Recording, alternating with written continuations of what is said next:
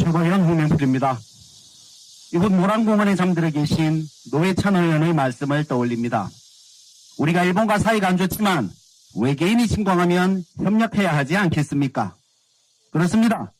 특히 안보와 외교에 있어서는 포당적 협력이 필요합니다. 그런데 국민의힘은 어떻습니까? 물론 경제가 나빠야 야당이 잘 된다고 말하던 정당이니 무슨 국익에 관심이 있겠습니까마는 말썽쟁이 내 새끼도 밖에서 맞고 오면 속상한 법인데 트럼프의 페북글을 보고 신나게 자국 대통령을 비난하는 모습을 보며 역시 이 사람들은 부재불능이구나. 하긴 똥개가 똥을 끊겠나 하는 결론을 얻었습니다.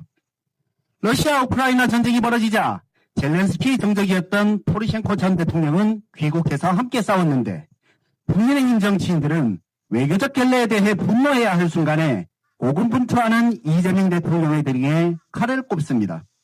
나경원 의원님, 조세호가 안지옥 결혼식에 못 간 것이 조세호 잘못입니까? 조세호가 모르는 사이여서 못 간 것처럼 이재명 대통령도 플레어 하우스가 수리 중이어서 호텔에 묵은 것입니다. 물론 나경원 의원이야 어떤 1년짜리 입시 요강까지 만들어 딸을 입학시키는 대단한 능력자니까 CIA와 FBI와 KFC를 시켜서 플레어 하우스를 여실 수도 있겠죠. 그런데 주최 측이 사정을 설명하고 호텔을 예약했으면 그걸 따르는 게 당연한 예의 아닙니까? 주최 측의 초청을 받았을 뿐이라며 다소곳하게 일왕 생일 축하 행사와 자위대 창설 50주년 행사에 참석하던 분이 왜 이러십니까? 국민 여러분, 기억해 주십시오. 이 사람들이요, 옛날에 김대중 대통령 노벨평화상을 반대하던 사람들입니다. 자기 나라 인사를 추천하는 것만 봤지 이렇게 반대하는 것은 처음 본다던 노르웨이 측 인사의 말이 저는 너무나 부끄러웠습니다. 심지어 이명박 정부는 김대중 전 대통령의 노벨평화상 취소 청원뿐만 아니라 국제적 인권상인 라프토상 취소 청원 공작에도 나섰습니다. 이런 정당을 어디다 쓰겠습니까? 반면 김대중 대통령의 품격은 달랐습니다. 1992년 대선에 낙선한 김대중 대통령은 미국 의원들을 만나서 미북간 평화 정착을 위해 우리 김영삼 대통령을 많이 도와달라고 부탁하고 다니셨습니다.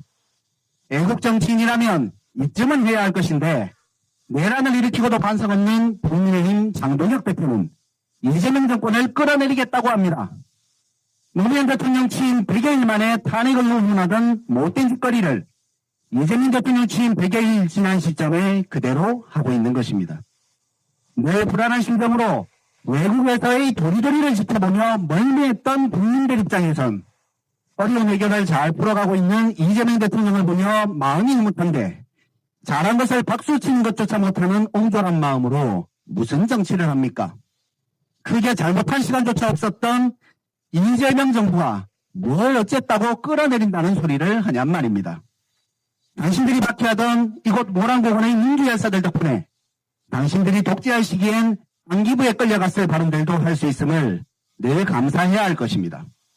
마지막으로 장동혁 대표님, 정치를 한 지 5년밖에 안 돼서 모르시나 본데 민주주의 국가에서 야당이 할 일이 대통령을 끌어내리는 게 아닙니다.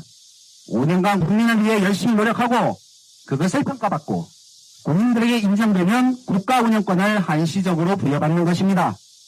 실정을 했으니 5년간 야당을 하면 되는데 왜 이재명 대통령을 끌어내립니까?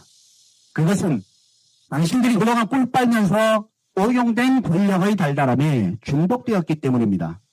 쇼핑백으로 현금 받고 도로도 마음대로 휘고 바이든 날리는 해도 통하고 얼마나 재밌었겠습니까? 그 결과 국민의힘은 거대한 똥덩어리가 되었습니다. 그 악취가 너무나도 심하니 국민을 위해 조국혁신당이 빠르게 치우겠습니다. 조국혁신당, 여기 계신 의원님들과 12척의 망치선이 되어 하나의 전단으로서 더 빠르고 더 강하고 더 선명하게 갑니다.